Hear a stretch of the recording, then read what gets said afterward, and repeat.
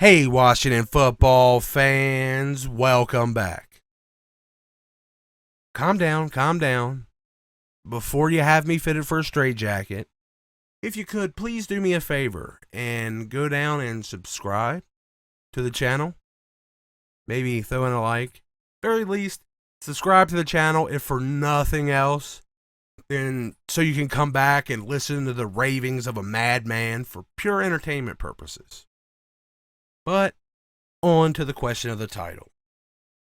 I know a lot of people out there are going to meet that question with a resounding, hell no, are you crazy? Maybe even some Trubisky is trash replies as well. But I'm not so sure he is. And I think our team sees some promise in him as well. It was reported before we signed Fitz that the team was very interested in him, even more so than Mariota or Jameis Winston. Now, ultimately, we went with Fitz, but maybe next season, which I think will actually be better for us, we give him a call. Now, this guy has had a lot of flashes, and he's actually had some pretty successful runs so far in his 4-year career. It's undeniable that this guy has all the physical tools you need to be a successful modern quarterback.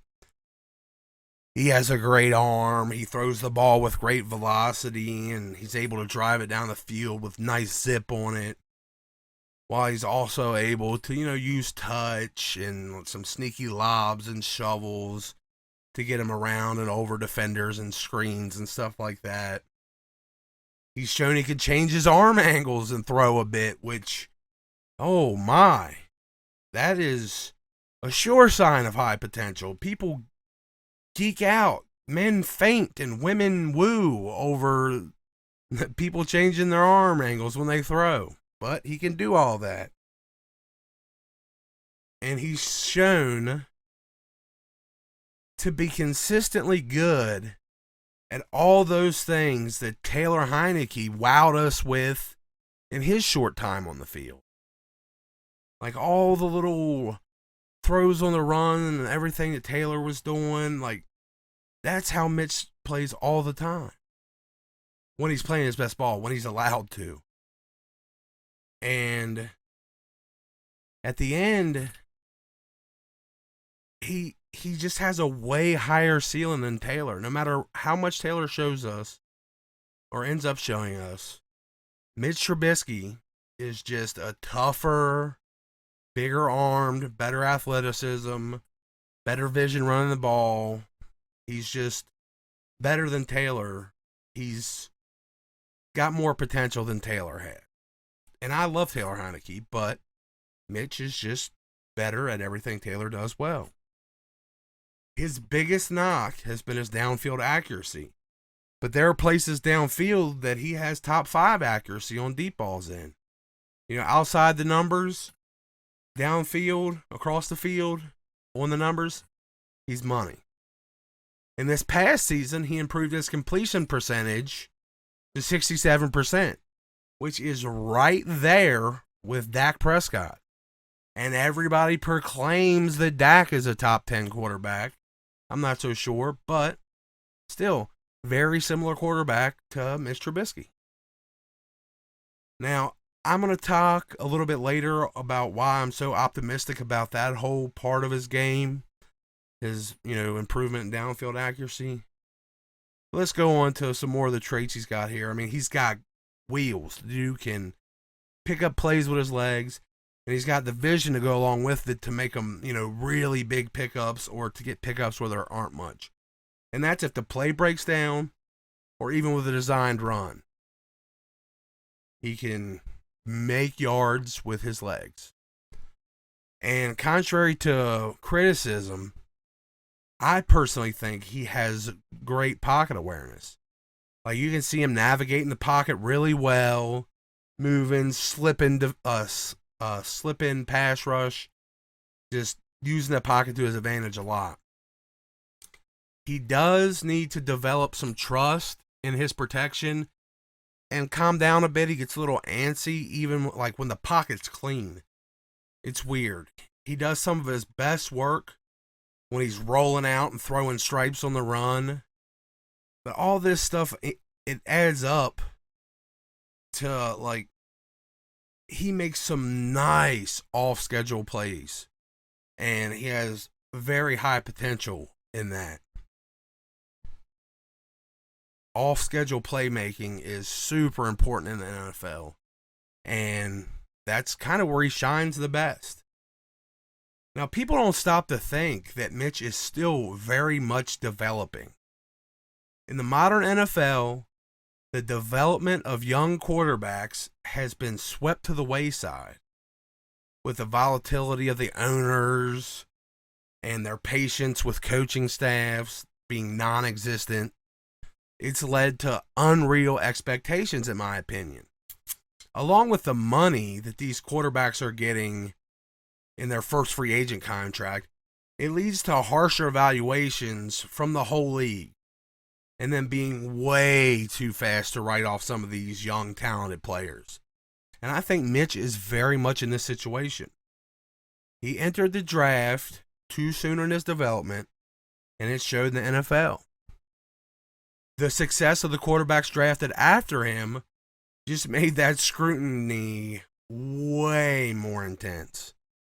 You know, you got Pat Mahomes. Pat Mahomes, he got a season to develop, though, behind Alex Smith under Andy Reid. But Deshaun Watson going out there and balling out early on, everybody's just looking at Mitch like, hey, these guys are doing that. Why aren't you? He just needs the development. Now, the Bears, though, I think, very early gave up on giving him an honest attempt to develop. And they haven't tried to build for success. I think the staff there were too worried about not being blamed for the team's failures and kind of gave up on him. Now, we can benefit from the time he's had to develop now and give him a legitimate chance to try to reach his potential. And I know this is a bold statement, but I think Mitch can develop into a quarterback that's somewhere around 85% of the quarterback that Pat Mahomes is. I know it's a weird way to put it, 85% of Pat Mahomes, but it just means that he can be a damn good quarterback too. Now, Mitch has some problems with his mechanics to work on, but he has a weird trait of playing his best football when the pressure is on, and that's something you can't teach. It's something that only some of the all-time greats had. You know, Joe Cool, Joe Montana, he was the best when the lights were the brightest. Tom Brady, the best when the lights are brightest. John Elway, kind of similar. I'm not saying he can be those guys. I'm just saying he has a trait in him that's super rare and that only quarterbacks like that have had. I really think in all of this, Matt Nagy is getting a huge pass for his part in where Mitch has ended up. I think a lot of the stunting took place in Mitch's third season heavily because of Matt Nagy and the team in general. First off, Nagy gave up on supporting him after their first season together. He goes out there and he shows himself to be a Pro Bowl caliber quarterback. And after that, Nagy just kind of was like, okay, I guess you're good, whatever. And didn't work with him offensively at all. He only had one high-tier wide receiver in Allen Robinson. And while Allen Robinson is for sure a number one type wide receiver, he really isn't a type that blends well with Mitch's strengths. I mean, he's just a possession guy, in my opinion. After Robinson, though, there's not much on that offense. So you had the play calling that was kind of subpar, the coaching, the lack of weapons, and the complete assassination of Mitch's confidence by Nagy by bringing in Foles that all added up to why he regressed in Chicago. The reason I'm so optimistic is because, like I said, he's still very much developing. Even though he's already had one Pro Bowl caliber year, I think his best football is still ahead of him. If you look statistically at his Pro Bowl season and last season, he was quite possibly on pace for a similar season. Before Nagy pulled him out for sluggish play, even though they were off to a 2-0 start, I just think Nagy really wanted to put his boy Foles in and was looking for any reason to do it. How many other teams have you seen take a supposed franchise quarterback, number 2 overall, out of the game before he's even lost one game of the season? And then only to throw him back in a 4-game losing streak. Mitch lost 2 games before he caught his bearings and then rattled off 3 wins, ending up in the wild card. I mean, the guy has made it to the playoffs twice in 4 seasons. And while it was on the back of a strong defense, I argue he would have that and more here. I think top to bottom, our defense is better than what he had, and it's definitely better what they have now. They've lost quite a bit of pieces. But more importantly for him, maybe, the pieces he'd have around him are way better here. He'd have a better running back group to complement him. Rushing and receiving out of the backfield, Gibson playing the part of Howard and Montgomery, with the potential of McKissick and Patterson in place of the Cohen role. I just think the running back group's way better here. And instead of basically just Allen Robinson and whatever wide receivers they throw in behind him, who, some people might consider him a higher end number 1 than McLaurin, which is definitely debatable in my book. McLaurin is far more versatile, and he's on the upswing of his career. Robinson is kind of at his plateau. He's not suddenly going to be something that he's not.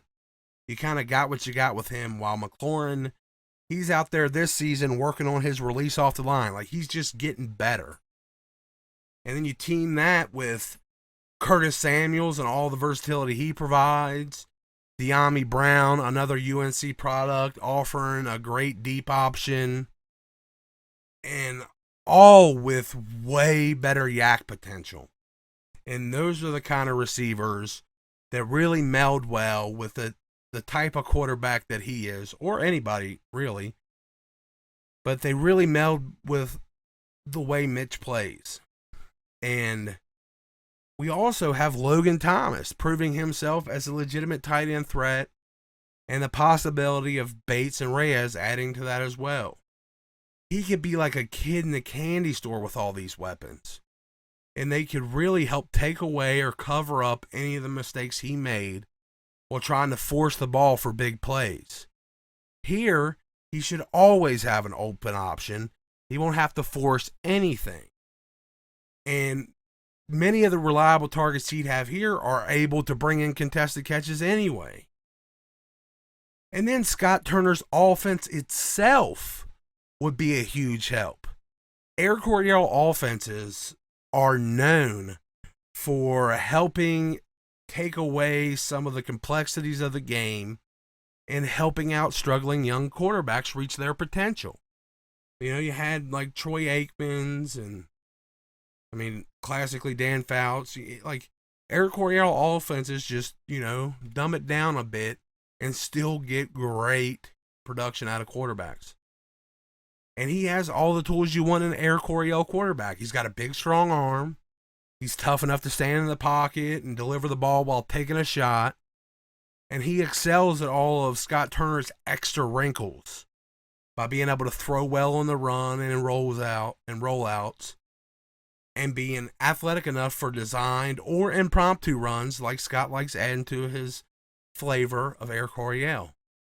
If you look at the way Taylor Heineke played, that's how Scott wants his offense to look. And Mitch fits it perfectly to a T.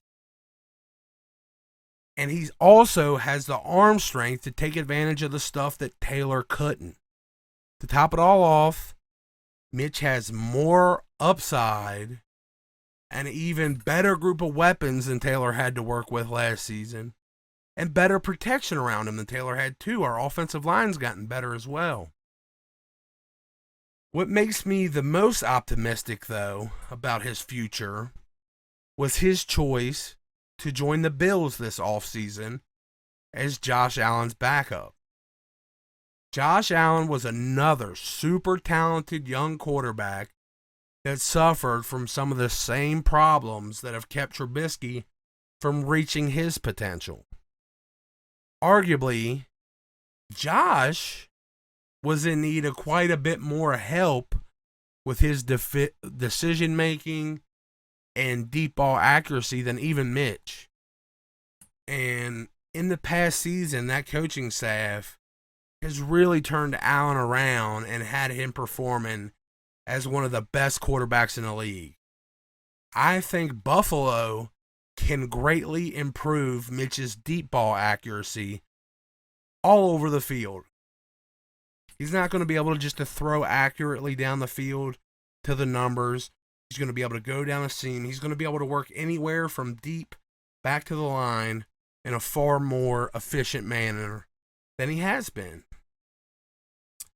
And after we go through our season with Fitz, regardless of what happens, we know he isn't the long-term option.